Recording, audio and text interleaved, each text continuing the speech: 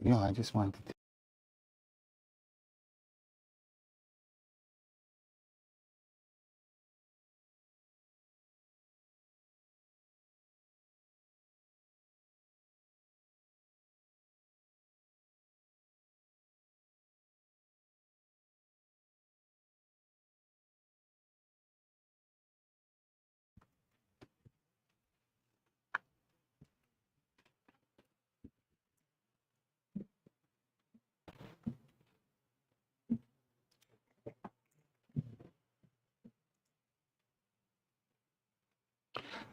Assalamu alaikum wa rahmatullahi wa barakatuh.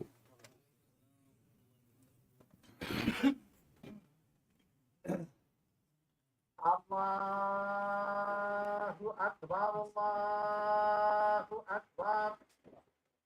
Allahu Akbar, Allahu Akbar. Allahu Akbar. Allahu Akbar. أشهد أن لا إله إلا الله. أشهد أن لا إله إلا الله. أشهد أن لا إله إلا الله. أشهد أن لا إله. أشهد أن محمدا رسول الله. أشهد أن محمد رسول الله. أشهد أن محمدا رسول الله. أشهد أن محمد رسول الله. حي على الصلاة. حي على الصلاة. لا حول ولا قوة. حي على الصلاة. حي على الصلاة. لا حول ولا قوة. حي على الفلاح. حي على الفلاح. لا حول ولا قوة. حي على الفلاح.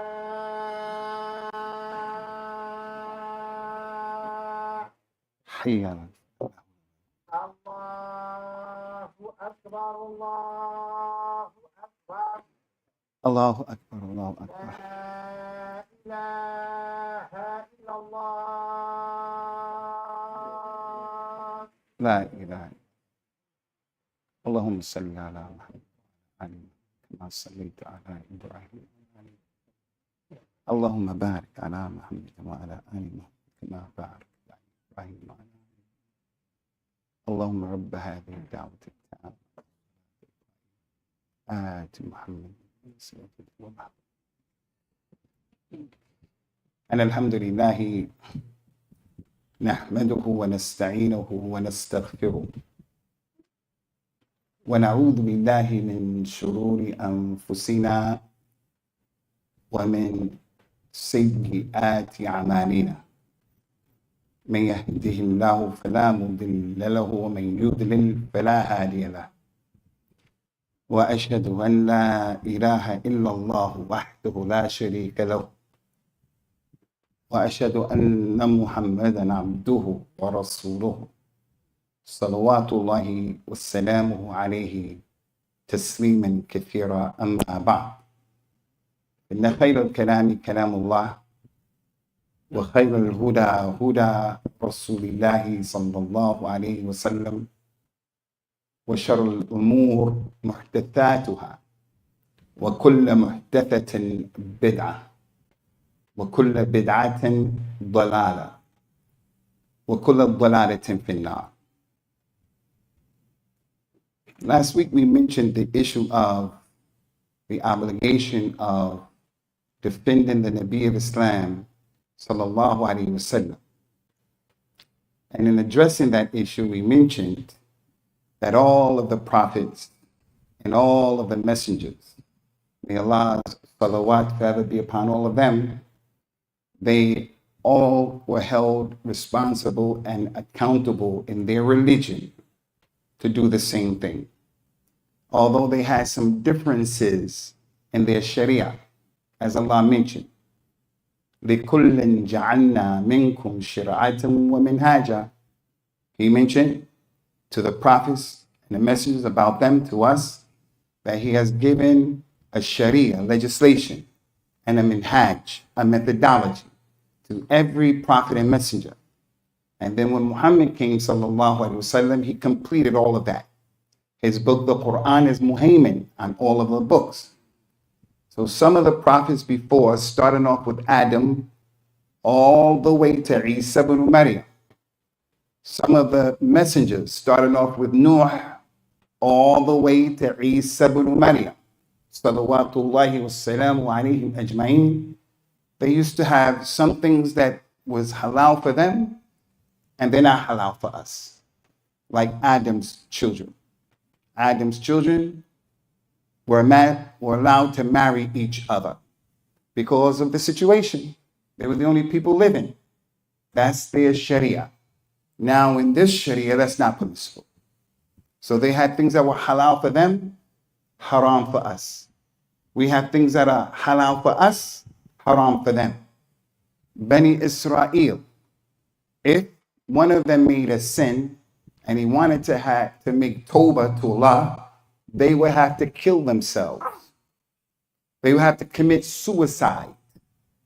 Suicide is haram in our religion. If you want to make tawbah in Islam, you make tawbah. Say, Allah forgive me, and you make the conditions of tawbah.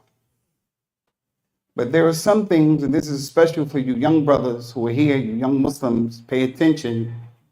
You young brothers, you're out from school. Today I'm talking to you young brothers about learning your religion and not being a knucklehead. Don't be a knucklehead. A knucklehead is a person who has no idea. What is he doing? He doesn't know.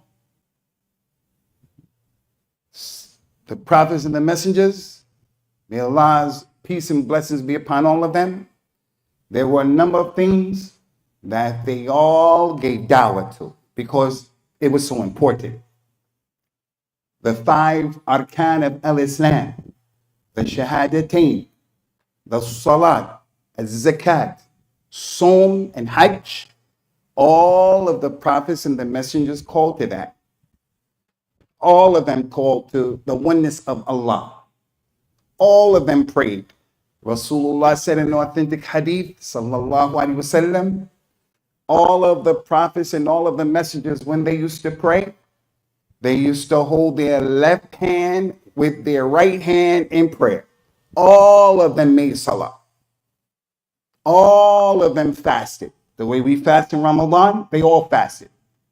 Rasulullah sallallahu alaihi wasallam said, all of the messengers, all of the prophets, they used to tell their people, when the adhan for Maghrib goes off, when Maghrib comes, hurry up and break your fast. At Fajr time, take your breakfast as close to Fajr as possible. So we understand, they pray Fajr, they pray Maghrib, all of them. So when you follow the Maliki madhab, wherever you're from, and you pray with your hands down like this, not only do you go against the other madhahib, not only do you go against the companions, may Allah be pleased with them, you're going against all of the prophets and the messengers. This is the mushkil, the problem with a taqleed, al-a'ma, blind following. So all of the prophets and the messengers, they called to the 6 arkan of al-Islam. To believe in Allah, to believe in the angels, to believe in the books, to believe in all the prophets and the messengers, to believe in Yawm al-Qiyamah, and to believe in the divine decree, the Khidr. They all believed in that and called to that, and they told the people about that. All of the prophets and messengers, the first prophet being Adam, and the first Rasul being Nuh, salawatullahi wassalamu alayhima. They warned the people of the Dajjal because it's important, it's serious.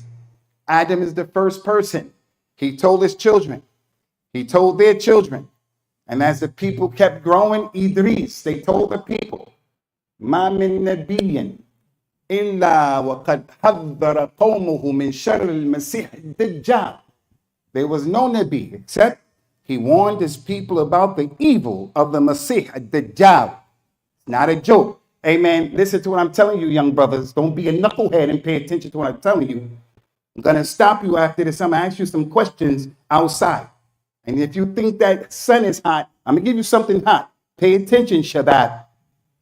All of the prophets and the messengers talked about a Dajjal. So before the summertime is out, you guys have to learn about the Dajjal. You have to read what's authentic about the Dajjal. Learn about your religion in these summer months. All of the prophets and the messengers told their people, Muhammad is coming, sallallahu alaihi wasallam. So there were many things, many things. Today I want to talk about one of those many things. Listen to what I'm telling you, Ummah al-Islam. Akhi Hudayfa, listen to what I'm telling you. The thing we're going to mention today, inshallah, that all of the prophets and messengers called to, it is important. If you comprehend it, you understand it, you practice it, you're going to have better interpersonal relationships with your wife, with your husband, with your ex-wife, your ex-husband, your mother-in-law, your brother-in-law, your sister-in-law, your daughter-in-law, your neighbor, people you work with, you work for, people who work for you in this masjid. Your relationship is going to be better. You're going to have less hum wa gham, less worries. If you go against this, and most of the people go against this, most of the people go against it. That's why I'm bringing it to attention. It is important. We have to deal with each other with this thing. All of the prophets and messengers talked about it, showing how important it is. And it is the issue of giving people excuses and making excuses for people and giving them the benefit of the doubt.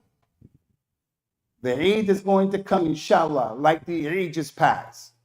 You send a message to someone saying, Taqabbal Allahu minna wa minkum.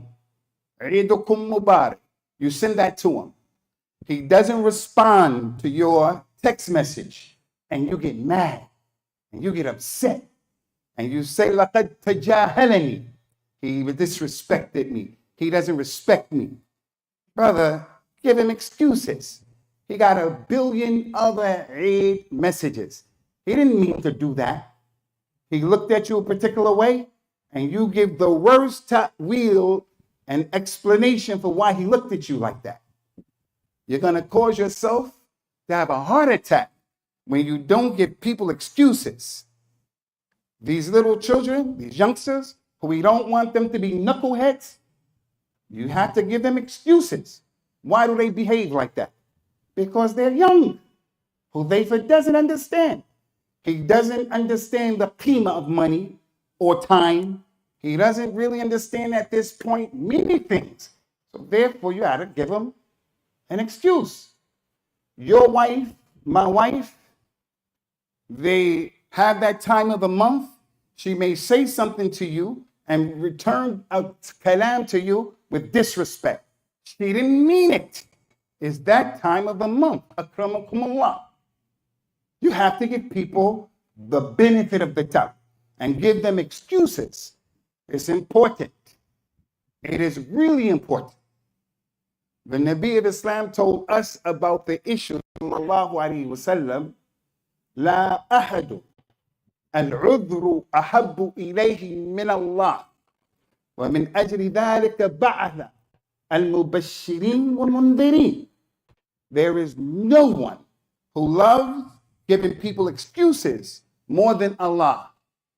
And for that reason, because he loves the udhr, he sent prophets and messengers giving the bushra and the tahdhir, telling people the good news and telling people about the punishment, the fitan that they're going to deal with if they don't follow this religion. رُسُلًا مُبَشِّرِينَ وَمُنذِرِينَ لَأَلَّا يَكُونَ لِلنَّاسِ عَلَى اللَّهِ حُجَّةٌ مِّن بَعْدِ الرُّسُلِ. As he mentioned in the Quran, Allah sent messengers to the people to give them glad tidings and to warn them so that Yawm al-Qiyamah, the human being, won't have any hujjah with Allah. No, Allah makes the iqam of the hujjah on us. The earth will speak against you. Your body parts will speak against you. The malaika will speak against you. Your two angels will speak against you. Animals will speak against you. The jinn will speak against you. You won't even be able to talk, Yawm al-Qiyamah. Allah is going to cause everything else to talk, and they will bear witness against you. But then there's the person who has an udhr. He has an udhr. Why every week do I have to say, move forward, move forward? Don't get mad. Some of them just don't know. Some of the people from the Badia, they just don't know. Don't get upset. Take it easy. They may be from the desert. They just don't know. The person forgot. He or she has an excuse. Your son, your daughter, my daughter, your wife, my wife, comes into the house and leaves the house key in the door of the car. And then when you find out about that, you blow your top. You get upset. You curse. You swear. You swing. You're upset. They didn't do that in order to allow a thief to come in to harm the family. They didn't do it for that reason. It's hot out there. It's the end of the day. They're tired. She was bringing all those grocery bags in. So she forgot. She had a baby, hormones. She has that mush brain that women get when they have babies. She forgot. Don't blow your top like that. He's just a kid. The Nabi of Islam, sallallahu alaihi wasallam, as it relates to the udhr, giving people a break. He mentioned that first, Allah Azza wa Jal, He loves the excuse. And because He loves the excuse, He gives people a chance. He doesn't destroy people. He doesn't get you when you first do the thing. He said in the Quran, وَمَا كُنَّا مُعَذِّبِينَ حَتَّى نَبْعَثَ رَسُولًا. I will not punish the people until I send them a messenger. The messenger comes and gives them dawah, and he tells them over and over and over again until they wake up and they get the point. Allah could have just punished people just like that. I'm searching for the religion of Islam from the day I was born, March 10, 1964. I didn't accept Islam until I was 22 years old. What if Allah punished me before that? I didn't know. He's going to punish me. I don't know anything about Islam. I knew Christianity. I get punished. Allah gave me a break. He mentioned in the Quran, وَلَوْ يُؤَاخِذُ اللَّهُ النَّاسِ بِظُلْمِهِمْ مَا تَرَكَ عَلَيْهَا مِنْ دَابَّةٍ وَلَكِنْ يُؤَخِّرُهُمْ إِلَىٰ أَجْلٍ مُّسَمًّى فَإِذَا جَاءَ أَجْلُهُمْ لَا يَسْتَأْخِرُونَ سَاعَةً وَلَا يَسْتَقْدِمُونَ. If Allah were to hold everybody accountable, from the brother right there on the end of Saf al-Awwal, all the way to this brother, all the way including everybody here, with the exception of those little kids, who we don't want them to be knuckleheads. The little kids, the pen is raised up. You, and me. If Allah were to hold us accountable for what we've done, He wouldn't have left on the earth a single person. But He gave everybody a chance. Today, Salatul Fajr, if Allah were to hold us to account for not praying in the masjid, not praying at all, and you will be destroyed as a result of that, we'll be done. We'll be finished. But some people remained asleep because they're very tired. Some people remained asleep because of whatever. Allah just forgives them. And there's the person who just said, I'm not getting up. I'm not going to get up. And yet Allah didn't punish him. Because Allah loves the excuse. He loves to give the people excuse. Now, there are too many examples in the Quran with the stories of the Quran that bring this point home so that there would be no doubt. Tonight, inshallah, in our Back to Basics class, we're going to give you some of those stories. But today, inshallah, we only have time for one story, and in it is a lesson. And that story includes the one Nabi of Al-Islam, the one Rasul of Islam, who was mentioned in the Quran more than any other prophet, any other messenger. And that's Musa, the Kalim of Allah. Salawatullahi wa salamuhu alayhi. Musa was told, after being asked by Bani Israel, is there anyone more knowledgeable you about Allah? Ya Musa? He said, no, I'm the most knowledgeable one. Allah told Jibril to tell Musa, no, there is a slave of mine who has more knowledge than you. Musa, knowing that someone had more knowledge than him, he set out to go and learn. The Muslim is not a knucklehead. A knucklehead, that's the guy who your father does this to his head because he's always getting in trouble. He's not paying attention. That's a knucklehead. You put them knuckles on him. He doesn't want to learn. He doesn't want to read. He should learn his religion and not just be a person who, I'm a Muslim and that's it. You can't stay like that. Your knowledge today has to be more than your knowledge was yesterday. Ummat al-Islam, I say this to all of you. I say this to these women upstairs. We cannot afford to be an ummah of ignorant people about our religion. We don't know anything about our religion. Did he pray like that? Did he pray like... We don't know about our religion. We have to learn our religion and be proud about our religion. And you also have to learn about the dunya. You have to go to school. You have to like school. Anyway, Musa went searching for this man. And he went with a young man who was with him, who was also a prophet and a messenger later on by the name of Yusha ibn Nun. Tremendous Nabi of Islam from Bani Israel. The sun was never held up in the sky for any human being. The sun would rise and set for every human being, every prophet and then every Nabi.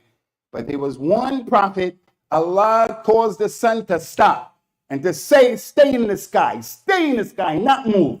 And that was for Yusha ibn Nun from Bani Israel. Why? He was making jihad against non-Muslims in Bayt al-Maqdis. And he was fighting the people. And he didn't want the nighttime to come, so he made dua to Allah. He said to the sun, you are commanded and I'm commanded. Oh Allah, hold that sun back for some time. He's the only one. Now, as a Muslim, you read the hadith that Allah held the sun back for Ali. And then you start saying that Allah didn't hold that sun back for Ali. He didn't hold it back for any Nabi, even Rasulullah Muhammad sallallahu alaihi wasallam. So they went looking for that man. When they finally found that man, Musa said to him, would you allow me to travel with you so I can learn from you those things that Allah gave you, knowledge that I don't know? The man having knowledge that his Sharia was different than Musa. His minhaj was different than Musa. He told Musa, Naka, la tastati'a ma'i sabra. You're not going to be able to be patient with me because your Sharia is different from mine. I'm going to do things that you're going to see you are not going to be able to understand them. Musa said, no, I'll be patient. And he made an agreement. Musa mentioned in the Quran more than any other Nabi. When he gives you his word, he gives you his word. They traveled. They came to a boat, and the people in the boat in Surah Al-Kahf. This is Friday. The Muslims should know what is the surah of the Quran Muslims read on Friday? They should read Surah Al-Kahf. But how many of the people in any given masjid read that surah? You want to know why the Yahud are doing what they're doing, the Zionists? Because in the vast majority of the masajid of the Muslims, although reading Surah Al-Kahf is for our own good, we won't do it. We'll find doing other things more important. In that surah, he said, you won't be patient. They went. They found the Masakin. Musa broke up the boat. Khidr broke up the boat. When Musa saw what are you doing? He broke up the boat. Those were poor people. You have to defend poor people. You broke up those boats, the people's boat, their property. The man said to Musa, Alam aqul lak innaka lam tastati'a ma'i sabra. Did I tell you, you won't be? He forgot. And over. He forgot. Musa said to the man, La tu'akhidni bima nasit. وَلَا تُرْهِقْنِي مِنْ أَمْرِ عُسْرًا. Don't hold me accountable for what I forgot. I forgot that I gave that word. I forgot. That's an excuse. رَبَّنَا لَا تُؤَاخِذْنَا إِن نَسِينَا أَوْ أَخْطَأْنَا. I forgot. I didn't pray. I forgot I'm fasting and I ate. I forgot. That's an excuse. Why did you leave the key in the door? I forgot. He didn't do that intentionally to warrant that anger from you. Not to mention cursing them out, hating them. Didn't mean that. They went. The man saw a little boy, and he chopped the little boy's head off. Can you imagine? A little boy. What sin did he do? What crime did he? Musa saw him, took his head off. Can you imagine the optic? Like the little boy in Raqqa when they dropped the bomb, the little baby that the man picked up like that without a head, dead. You can't even watch that over and over again, especially if you have your own child. Musa made inkar. And that's why I'm telling you people, the Zionists and these Yahud, they are not the real people of Musa. Musa's religion and Musa as a person, he makes inkar on the killing of innocent women and children. Those people do it taqarruban in Allah. Why? Because they're white supremacists and they are people who are oppressive. Have no doubt, they have no connection to Musa. No connection except claims. When Musa saw that, he said to that man, أَقَتَلْتَ نَفْسًا زَكِيَّةً بِغَيْرِ نَفْسٍ لَقَدْ جِئْتَ بِشَيْءٍ جِئْتَ شَيْءٍ نُكْرًا. Have you killed someone who was innocent? A little boy, he's in it. That's Musa's reaction. You killed the innocent person, eye for eye, understand. You just killed the boy. You have done a bad thing. He said, didn't I tell you you won't be able to be patient with me? Listen to what Musa said. Listen to what Musa said. إن سألتك عن شيء بعدها فلا تصاحبني قد بلغت من لدني عذرا. If I ask you one more question after these 2, 3 strikes, one more, then you don't have to be with me. You have an excuse to stop. I'm not going with you. They said, okay. He went. He did the last thing. Raised the wall. Moses said, why are you raising that wall up for them people? And he didn't help us, didn't he? He said, this is where you go, we got to part ways. Then he told him the story. Why he did those 3 things. The point here is forgetting is an excuse. Allah has allowed us to divorce the woman 2 times. It could have just been one in Islam. We're sitting here right now with people who have divorced their wives. We're sitting right now with people who divorced their wives twice. They're sitting on 2 strikes. 3 strikes, you're out. But Allah Azza wa Jalla, in this religion, he gives people excuses. The vast majority of us are not making Hajj this year. Some of us have the ability to make Hajj. Some of us have the money to make Hajj. But you're not making Hajj. Allah Azza wa Jalla didn't hold you responsible and accountable for that. Hopefully you'll do it next year. Hopefully you'll do it before you die. In the religion of Islam, Ummah al-Islam, if you are a mother, take it easy. You're a father, take it easy. In this masjid, take it easy. I look at someone doing the course of the khutbah, and I'll make a point about something. I just look at him, sukfa. I don't really mean to look at him. And I'm talking about cleanliness in the religion. And I say, you have to keep your body clean. And then my eyes fall on that brother. And inside of his mind, he says, he's saying I'm dirty? Is he saying I'm dirty? Yeah, give me an excuse, brother. And me also. I have to give him an excuse. I have to say, he's not really looking at me like that. He doesn't mean that when he looks at me like that. How are we going to be a group of people who make the ta'wil and the tafsir of the harakat of the people, the tasarrufat, the way people act? It means this, it meant that, it meant this, it meant that. You don't know what it means until you ask the person. Until you ask the person. And as I mentioned, the vast majority of people, except those people that Allah has blessed, the vast majority of people, we look at what people say and do, and we give the worst possible interpretation to it. And as a result of that, our interpersonal relationships are affected negatively. They're making this decision because of something that they know. When I find out about it, I take it personal. Listen to this. In the culture of text messages, there is a qaida, a principle. And that principle is the written word is not like the spoken word. When someone tells you something, it's different from you reading a text message. Listen to what I'm telling you, this advice. When you get a text message and you read it, before you jump to conclusions, pump your brakes, man. Let it be who you are. Slow down. When you first read it, you say, oh, he means this, she means that. Maybe they didn't, maybe they didn't, but there is a principle.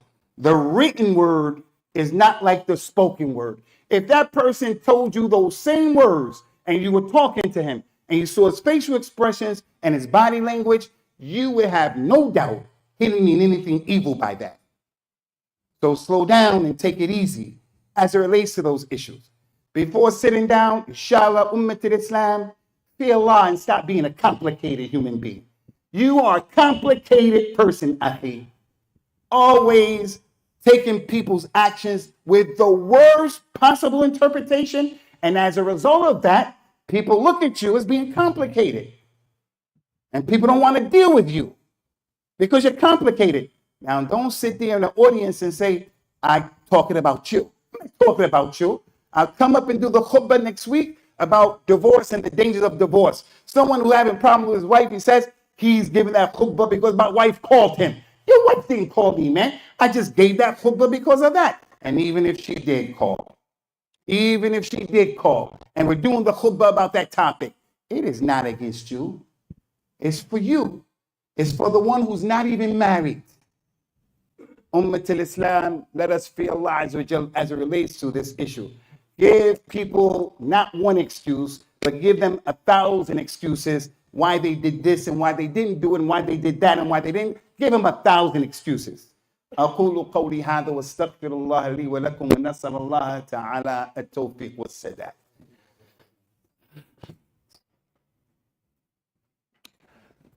الحمد لله حمدا كثيرا وطيبا مباركا فيه وصلوات الله وسلامه على نبينا الأمين.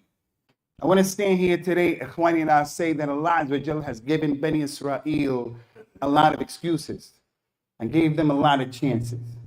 But I have to say this. What those people are doing to the Palestinian people, there's no excuse.